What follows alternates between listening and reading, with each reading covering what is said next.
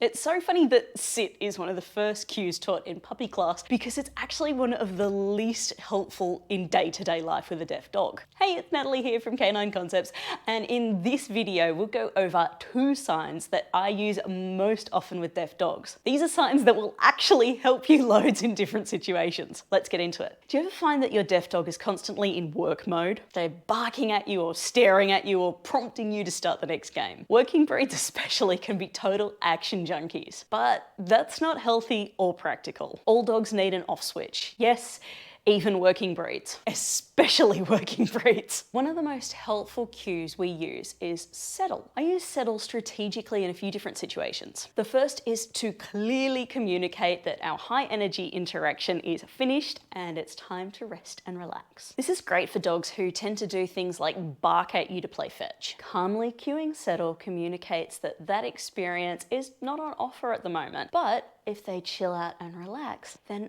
other nice experiences are on offer instead. Settling is still a good deal, but it's a calm experience. And that's the other time I use this cue. If my deaf dog is all pepped up and expecting some sort of high energy interaction, but it's actually time for them to be relaxing instead. Now, of course, it goes without saying that no dog should be lazing about all day, every day, 365 days of the year. If you want that, buy a plant. Our dogs need physical exercise and mental enrichment, but by the same token, their life should not be all go, go, go with no let up. So having settle on cue can really help with that clarity between playtime and rest time. I like to use capturing to put settle on cue. If you're not sure what capturing is, then check out this video. In a nutshell, as my dog is naturally choosing to relax, I'll simply do my hand signal at the same time and then very calmly deliver a low value piece of food between their paws. We generally don't want to use high value rewards in this situation because it'll usually get them all pepped up and eager to work again. And that's the opposite of what we're trying to grow. It will take a few repetitions for your dog to understand what this means. Some dogs will learn it faster than others. Train the dog in front of you and try not to get frustrated if your dog is taking a little bit longer. Just like kids, every individual will learn in their own time. It's not a race. Top tip for teaching settle and using the sign: when you're first starting out,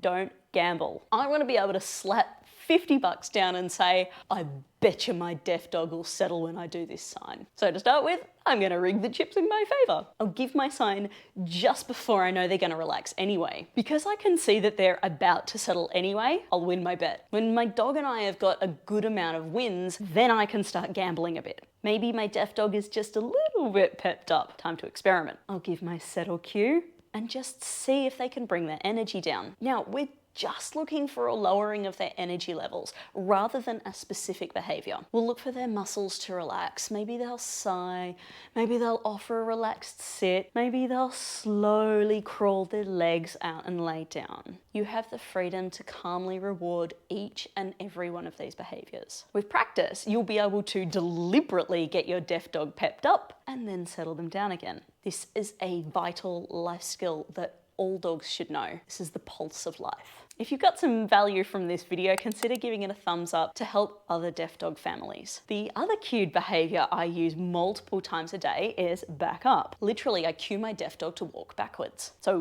why is this useful? There are 4 main reasons I use back up. The first is purely practical. My dog is standing too close to something and I need them to back away. Reason number 2, loose lead walking. If my deaf dog ever gets too far ahead, I can just pause and cue him to walk backwards to come back to my side again. And no, we don't have our dog walking in heel the whole time. They need to sniff and explore. Backing up is just a great little reminder of them to do it on a loose lead. Number 3, tricks are awesome. They're fun to teach, they help you hone your communication, they build your dog's confidence.